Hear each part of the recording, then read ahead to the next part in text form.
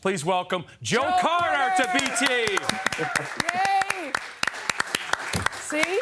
That's the smile we all needed. I woke up yesterday morning and it hit me all over again. We're still processing. There's a morning that happens, but that smile lights up the country. Good morning, Joe. How are you feeling this morning?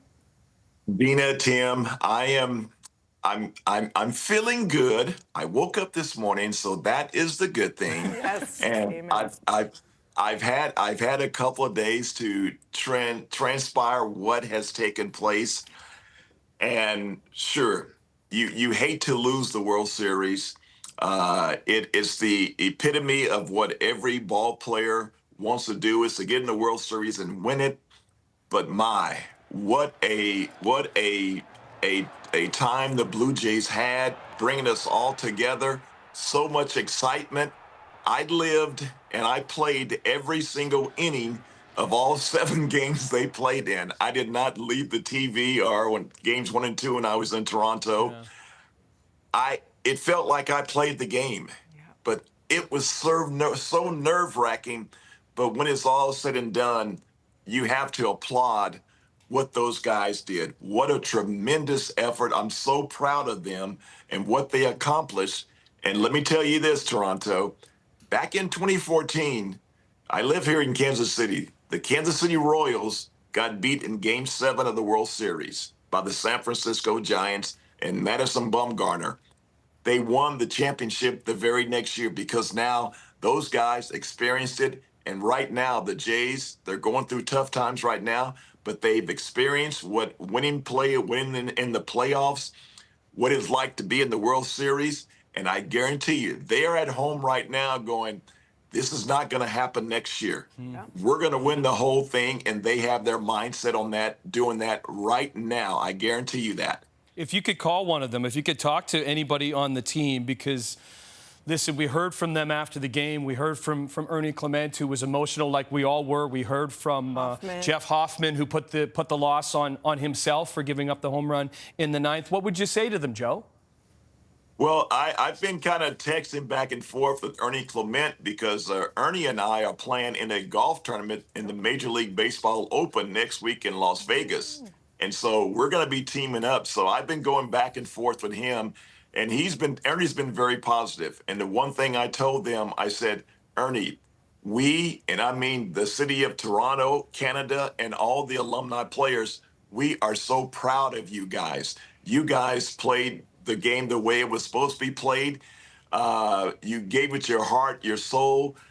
I mean, the results didn't happen the way we wanted it to, but the effort was just tremendous, and it was so fun to watch those guys go out there and have a great time. And now they've figured out what it's like now to play in the World Series. Yes, and like truly. I say, yeah, and the city was just going bazooka crazy. It was unbelievable. So kudos to all of Canada, Toronto. You know, the world saw exactly what I've seen for the last 35 years. I've been associated with Toronto, and it was well represented. You know what, Joe? That's the thing. John Schneider said, I'm sick of this David and Goliath comparison. It was Goliath and Goliath because this team was so incredible and consistently so. And that's why we were watching the best of the best go at it for 11 innings. So what was it like just over a week ago when you were back in Toronto to throw at that first pitch? You put on the home run jacket. How did all of that feel? You heard that crowd once again. What was going through your mind? You know, I was excited because it brought back the chills. The heart was pumping. Listening to 45,000 fans yelling and screaming.